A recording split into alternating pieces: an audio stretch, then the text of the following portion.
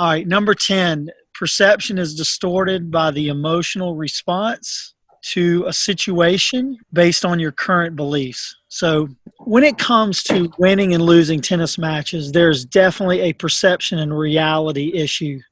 I call it the perception versus reality.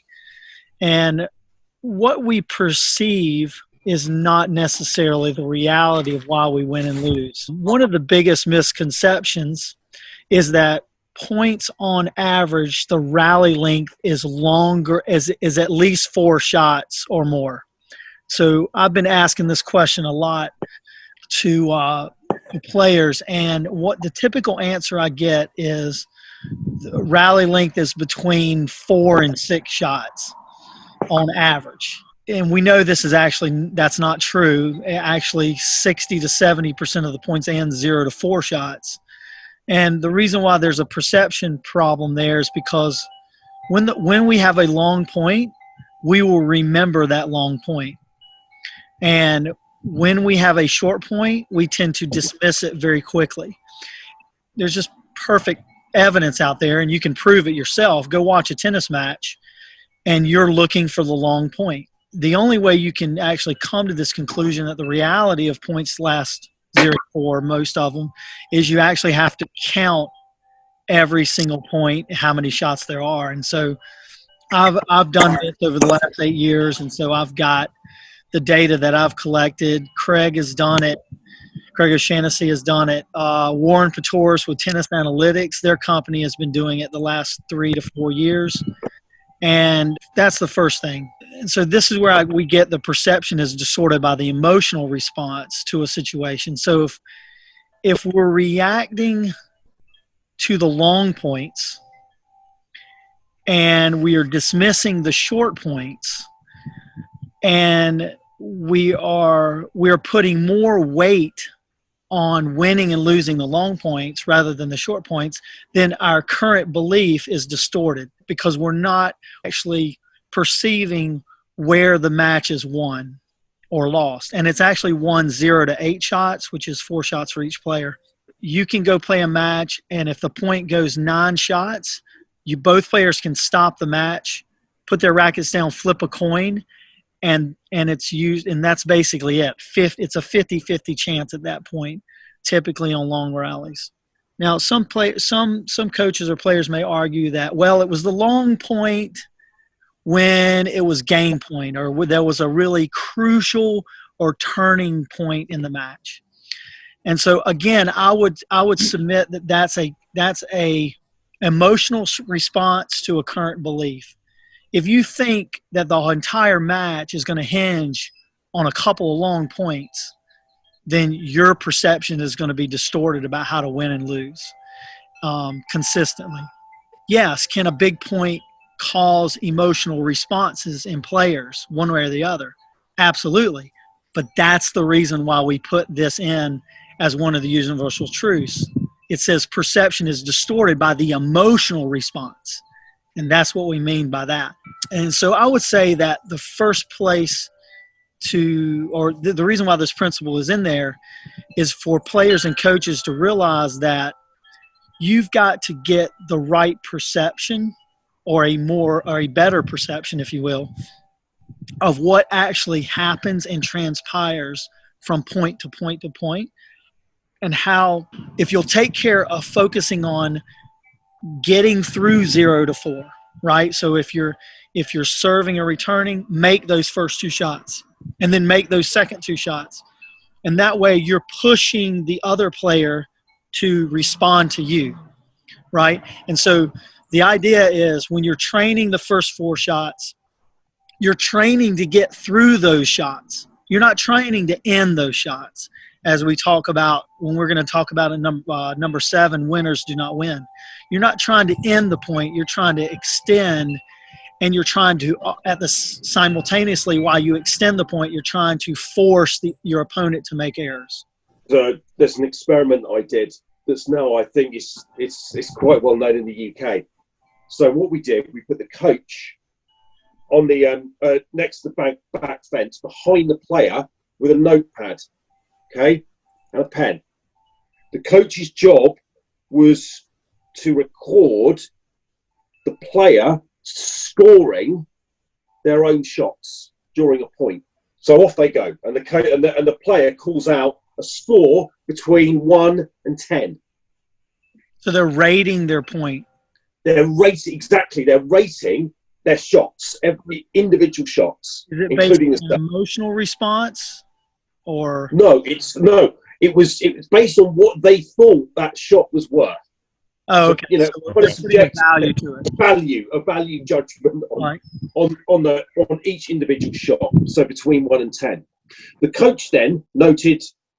So they noted what the player said, and then the coach noted down the score between 0 and 10. Lawrence, what was the difference between the two? Do you think between the coach's score and the player's score? Yeah, probably say 2 or 3 apart from each other. Yeah, Mike. Yeah, I'm still trying to wrap my brain around it. I think the player is going to look at a shot and value it higher based on maybe how pretty it looked or how it felt. And the coach is going to look at the shot as, or an art of winning coach would see the shot as how effective it is. It might look ugly, but it might actually be very effective. Well, we were quite strict on that criteria. It was like technically how good the shot was. Right. Okay. So technically, like point of contact, follow through, stuff like that. Right. Yeah, all that stuff. Right. All those criteria. Right. So yeah, Lawrence has got it right. It's about 2. It was a 2-point gap for the male players, right? But the 2-point gap, the coach would mark 2 points higher than the player, and that was almost uniform. Hundreds of points. Then what we did, we got our player to do the same, but instead of calling out his own score, he would call out his opponent's score. How he rated his opponent's shot technically, right? So Sterling, what happened there?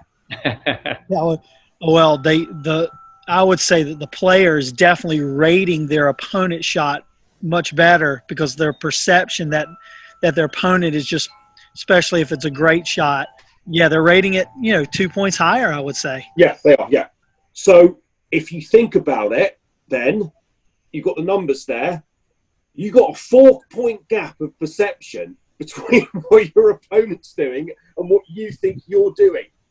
And that is based on your belief about how good a player you are and your belief that your opponent is probably better than you. So I think, Mike, why do you think there's such a perception? Why do you think people perceive themselves as necessarily maybe not playing as good as their opponent, or that's the reason why they're losing? Right. Well, we've talked about this before, Sterling, and a player typically over-respects their opponent. They usually have a higher perceived value of what their opponent can do, and probably a less perceived value of what they can do. Because they're always, as a player, I think you're always looking to improve. So you're kind of putting yourself down a little bit on what you can do because you're always striving to what you could be doing. Hey, look at that player over there. They can do this. I want to get there someday.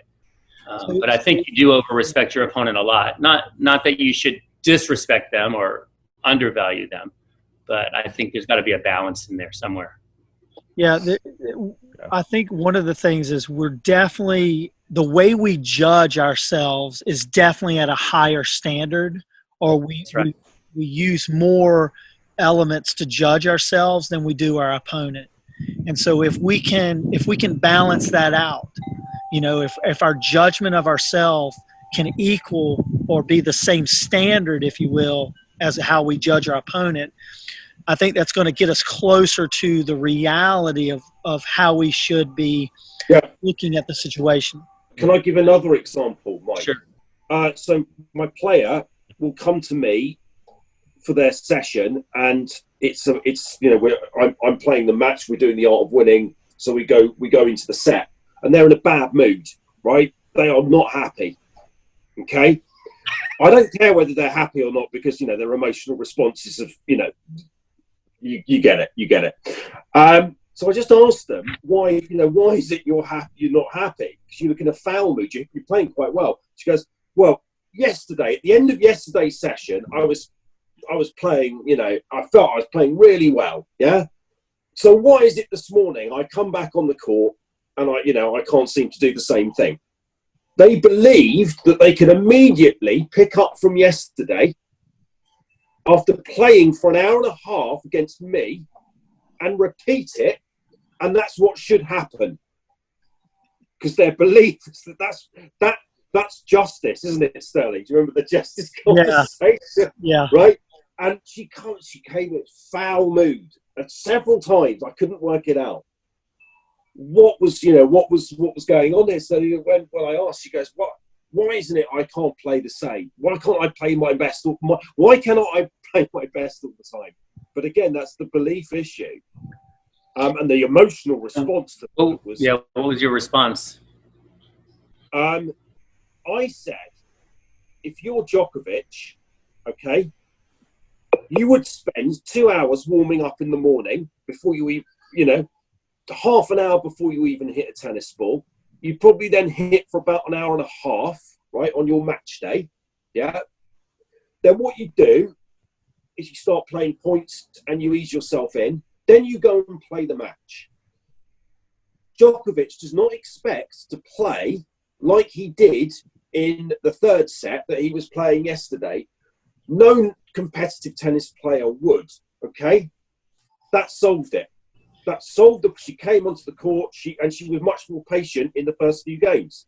Yep. The problem was my players writing themselves off. They were writing themselves off before they came on the court, and you can see their blame mechanism, in their head as they're walking down. Oh, it's too windy today. I don't play well in the wind. What happens? So we were talking about yesterday, checking out. But all these beliefs about what you can and can't do. Yeah. I think that's a great point, though. Our expectation of ourselves when we play really, really well, and to be able to actually clone that same situation and that same feeling back to back to back to back. There's an ebb and flow. There is a way to get into the flow state and play your best. But it's a process, and you're playing a different person probably the next day. And even if you played the same person, maybe the elements are different, right? There's a lot that happened between your match yesterday and the match today with your mind, with your life, with the other person's life.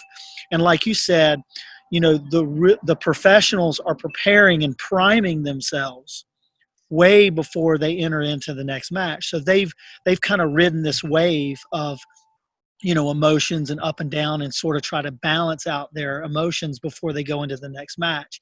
And so those of us who don't make a ton of money playing this game every week, we almost tend to, it's almost like we think we're more superhuman than they are, and we can just jump right out of this match and into the next match, and like we pick up like nothing happened. So it's again that perception, reality, and expectation.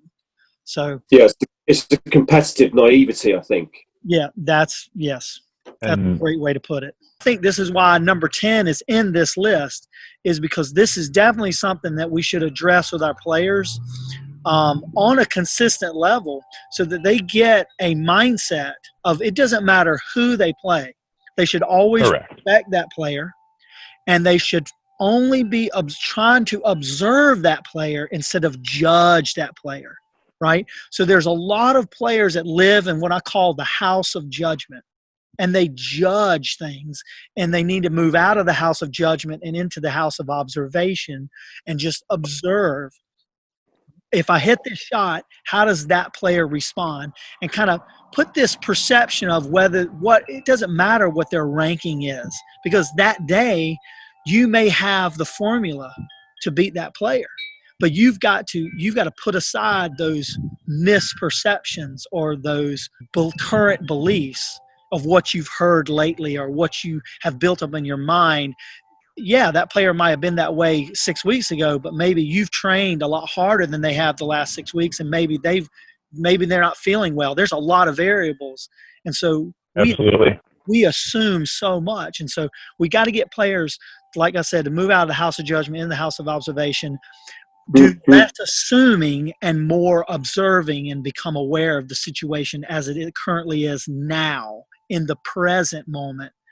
And that's why having a mindset that's in the present moment is sort of the big umbrella over everything that I've discussed and we all discuss here at the Art of Winning.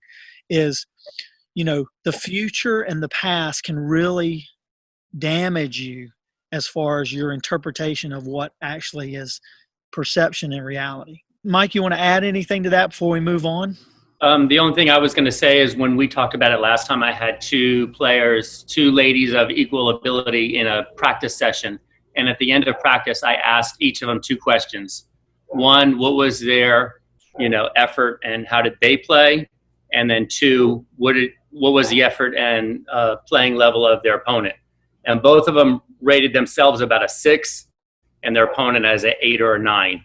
And so wow. They both said the identical same thing. They lowered their score to use their opponent's score.